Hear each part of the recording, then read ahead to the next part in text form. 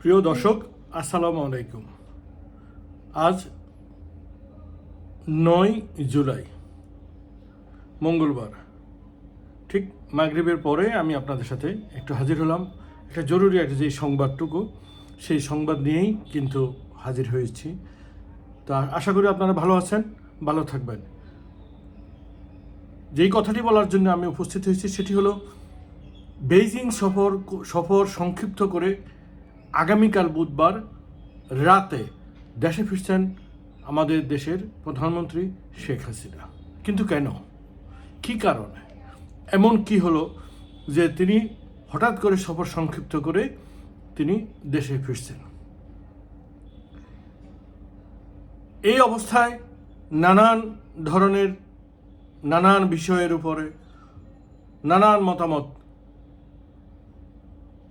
পাওয়া যাচ্ছে, কিন্তু গভীরে আমরা এখনো যেতে পারি নাই। কারণ একটি বাংলাদেশের প্রথম সারির একটি পত্রিকা দৈনিক মানবজমিন সংবাদটি প্রকাশ করেছে প্রথম, আর তার সূত্র ধরেই আমি আপনাদের সম্মুখে হয়েছি। কারণ বাংলাদেশের প্রধানমন্ত্রী গতকাল সকাল 11টায়, সম্ভবত 11টার পরে কিছুক্ষণ পরে, তিনি প্রায় বিশাল এক বহর নিয়ে তিনি চীন সফর গিয়েছেন। অর্থাৎ এই আপনার প্রায় 196 জন সফর সঙ্গীকে সাথে করে নিয়ে তিনি চীন সফর গিয়েছেন দ্বিপাক্ষিক একটি আলোচনার জন্যে। এবং সেখানে অনেকগুলো চুক্তি বাস্তবায়ন হওয়ার কথা ছিল, 20টি, সেখানে প্রায় 16টির মতো চুক্তি বাস্তবায়ন হয়েছে, সমঝোতা চুক্তি বাস্তবায়ন হয়েছে। যেখানে আগামীকাল থাকার কথা ছিল এবং আগামী পরশুদিন অর্থাৎ বৃহস্পতিবার তিনি সার্বিক সকল অফিসিয়ালি কাজ শেষ করেই আগামী বৃহস্পতিবার তিনি সফর সঙ্গী 196 সফর সঙ্গীকে সাথে নিয়ে তিনি দেশে আসার ওনার সফরসূচিতে ঠিক করা ছিল। কিন্তু হঠাৎ এমন কি হলো যে ওনাকে আবার মাত্র দুদিনের মাথায়, অর্থাৎ গতকাল ওনার কোনো কার্যদিবস ছিল না, ছিল আজকে কার্যদিবস, আজকে এবং আগামীকাল।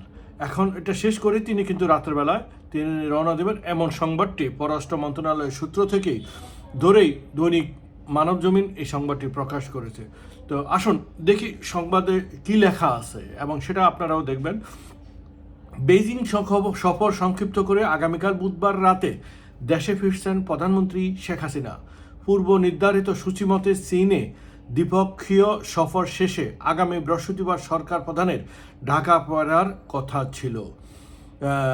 ঢাকা ফেরা বৃহস্পতিবার সরকার কথা ছিল। কূটনৈতিক সূত্রে প্রধানমন্ত্রী চীন সফর সংক্ষিপ্ত হওয়ার বিষয়টি নিশ্চিত করলেও ঠিক কী কারণে এমন সিদ্ধান্ত তা খোলাসা করেনি, যেটা আমি এর আগে বিশ্লেষণে একটু বলেছিলাম। সরকার প্রধানের সফরসঙ্গী হিসাবে বেইজিংয়ের অবস্থান করা একজন কর্মকর্তা সন্ধ্যায় দৈনিক মানবজমিনকে বলে, 8 জুলাই বেইজিংয়ের পৌঁছার পরপরই প্রধানমন্ত্রী শেখ হাসিনা 10 জুলাই দেশে ফেরার ব্যবস্থা নিতে সফর প্রস্তুতির সঙ্গে যুক্ত কর্মকর্তাদের নির্দেশ দেন। রাষ্ট্রাচার বিভাগ তৎক্ষণাৎ এই নির্দেশনা বাস্তবায়নে উদ্যোগী হয়। সেই অনুযায়ী বেইজিংয়ের স্থানীয় সময় রাত 10টায় বিমান উড্ডয়নের সব প্রস্তুতি সম্পন্ন হয়েছে। পরবর্তী সূচি মতে বিমান বাংলাদেশ এয়ারলাইন্সের বিশেষ ফ্লাইটটি বেইজিং ক্যাপিটাল আন্তর্জাতিক বিমানবন্দর থেকে প্রধানমন্ত্রী এবং তার সফরসঙ্গীদের নিয়ে রওনা করে বাংলাদেশ সময় বুধবার মধ্যরাতে ঢাকা পৌঁছানোর কথা রয়েছে, অর্থাৎ আগামীকাল। স্মরণ করা যায়, বুধবার দুপুরের আগে চীনের প্রধানমন্ত্রী লি কিয়াং এবং বিকেলে দেশটির প্রেসিডেন্ট শি জিনপিং এর সঙ্গে বৈঠক হবে প্রধানমন্ত্রীর শেখ হাসিনার। দুই বৈঠকের মাঝে 20 থেকে 22টি চুক্তি সইয়ের সম্ভাবনা রয়েছে। প্রিয় দর্শক, এই হলো নিউজের পুরো বিস্তারিত। কিন্তু দেশের বর্তমান পরিস্থিতি, অর্থাৎ কোটা বিরোধী আন্দোলনের একটা আন্দোলন বয়ে যাচ্ছে বাংলাদেশের বিভিন্ন ক্ষেত্রে। তারপরে রয়েছে শিক্ষকদের একটা কর্মসূচি, সেই সাথে অর্থনৈতিক অবস্থা যে খুবই খারাপ এবং বিশেষভাবে বিভিন্ন সেক্টরে দুর্নীতির যে আত্মপাত্য, অর্থাৎ কিছুটা যে বের হয়ে আসছে, এতে সরকার কিন্তু একটা অস্বস্তিতে পড়েছেন। আবার সেই সাথে যে সংবাদটি ছিল যে বেইজিংয়ে সফর নিয়ে প্রধানমন্ত্রীর উপরে ব্যাপক দৃষ্টি রাখছে। কারা রাখছেন? একদিকে রাখছেন আমাদের পার্শ্ববর্তী বন্ধুরাষ্ট্র, যাকে বলা হয় বন্ধুরাষ্ট্র, সেই ভারত।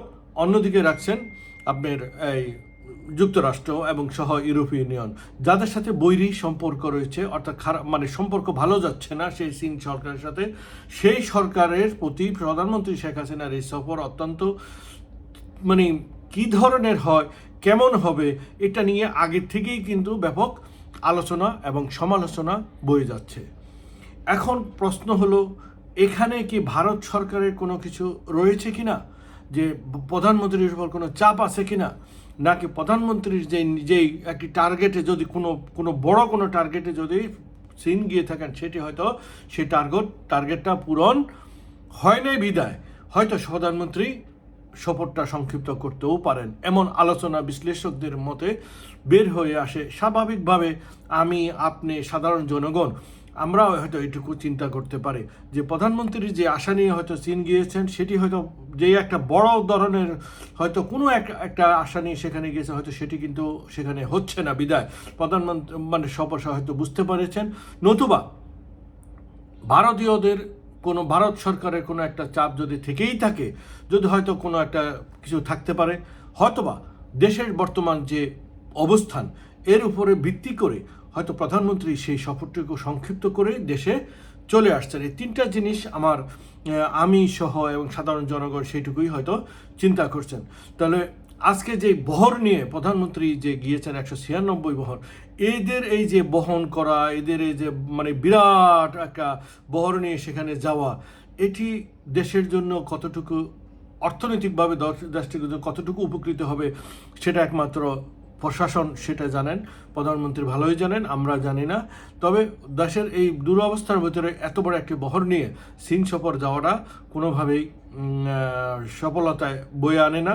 তবে আমরা দোয়া করি হয়তো প্রধানমন্ত্রী দেশে ফেরত আসলেই উনি একটা সংবাদ সম্মেলন করবেন, তখন হয়তো বিস্তারিত জানা যাবে। আর যেহেতু সংবাদটি প্রকাশ হয়েছে প্রধানমন্ত্রী 4 দিনের সফর সংক্ষিপ্ত না করেই, মানে এর আগেই কিন্তু তিনি চলে আসছেন 2 দিনের মাথায়, অর্থাৎ এই নিয়ে হয়তো আরও কিছু হবে, কথা হবে, জানবো, হয়তো আরও অনেক তথ্য বের হয়ে আসতে পারে।